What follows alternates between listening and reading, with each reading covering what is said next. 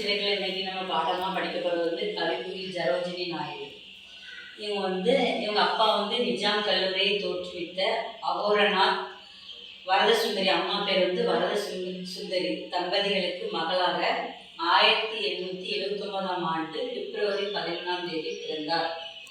இவங்க வந்து அம்மா அப்பா வந்து நம்ம இப்போ வேலுநாச்சியார் கதையில் பார்த்தோம்னா அவங்க அப்பா நிறைய சப்போர்ட் பண்ணியிருக்காங்க. அப்புறம் ஜான்சி ராணி கதையிலையும் அவங்க அப்பா நிறைய சப்போர்ட் பண்ணியிருக்காங்க.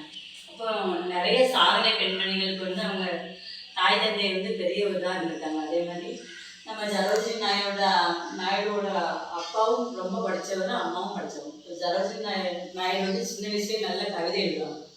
13 வயசுலேயே வந்து மெட்ரிகுலேஷன் தேர்வில் வந்து முதலிடம் பெற்ற மாணவி அப்படின்னா நம்ம சரோஜினி நாயுடு தான்.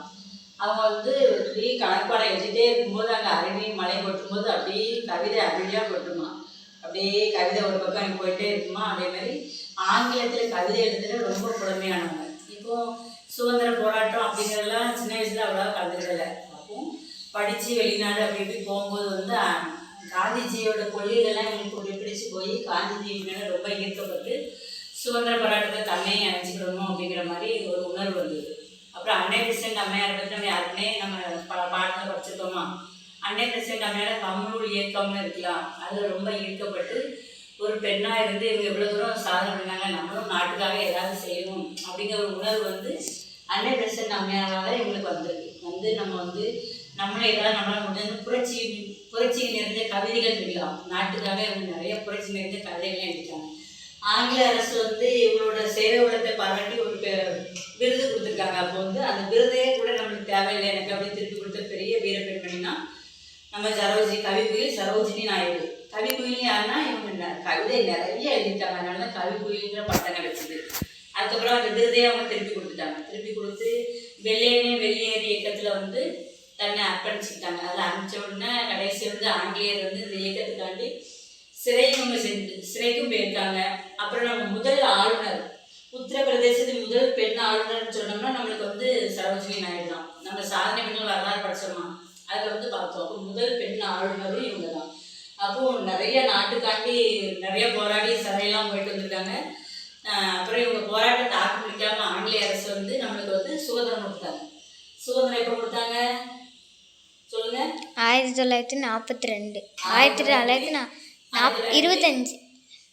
47 ஆகஸ்ட் 15 பரிபூர்ண சுதந்திரம் பெற்றது. அப்போ வந்து இந்த போராட்டத்தை தாக்கு பிடிக்காம சுதந்திரம் கொடுத்துட்டு போயிட்டாங்க ஆங்கிலேய அரசு. அப்போ இவங்க காந்தி மேலே வந்து சரோஜினி நாயுடுக்கு பயங்கர ஈர்ப்பாங்க. கொள்கையிலே எல்லாம் வந்து காந்தி மேலே பயங்கர பற்றுவோட இருப்பாங்க. காந்தியை வந்து நம்ம வந்து 1948 வந்து சுட்டு கொண்டுட்டாங்க. சுட்டு கொண்டதை வந்து சரோஜினி நாயுடுக்கு தாங்கி அதை ஏற்றுக்கொள்ளவே முடியல. கரெக்டாக ஒரு வருஷம் கழிச்சு, அதே மாதிரி ஒரு வருஷம் 1949 மார்ச் 22 நம்ம சரோஜினி நாயுடு வந்து இறந்துட்டாங்க. அந்த காலத்துலேயே இவங்க வந்து லவ் மேரேஜும் பண்ணியிருக்காங்க. அப்போ வந்து காலங்கள்லாம் பெரிய விஷயம் தானே. அப்போ வந்து கோவிந்தராஜ நாயுடு அப்படிங்கிறவர் வந்து பெரிய டாக்டராக இருந்திருக்காரு. அவங்க தயால குணத்தால் ஈர்க்கப்பட்டு அவங்களோட கல்யாணம் முடிச்சு இவங்களுக்கு வந்து 4 குழந்தைகள் இவங்களுக்கு இருந்துச்சு. அப்போ அந்த காலத்துலேயே நிறைய புரட்சிகரமான விஷயங்கள் நம்ம சரோஜினி நாயுடு வந்து பண்ணிட்டாங்க. இந்த சாதனை பெண்களோட கதைகளெல்லாம் பார்க்கும்போது நம்ம மனசுக்குள்ளே வந்து அவங்களுக்கு தன்னம்பிக்கையாக நம்ம எடுத்துக்கிட்டு உதாரண பாடமாக அவங்க நம்ம எடுத்துக்கணும். அவங்களே மாதிரி நம்மளே இருக்கணும் அப்படிங்கிற ஒரு உணர்வு வரணும். பார்த்திங்கன்னா எத்தனையோ கவிதைகள், எத்தனையோ போராட்டங்கள், எத்தனையோ தலைமுறை வாழ்க்கை, இது எல்லாமே கவிக்குயில் சரோஜினி நாயுடு வாழ்ந்துட்டாங்க. அப்போ அவங்கள வந்து நம்ம ரோல் மாடலாக எடுத்துக்கிட்டு நம்மளும் கண்டிப்பாக ஒரு சாதனை பெண்களாக வரணும். ஓகேவா?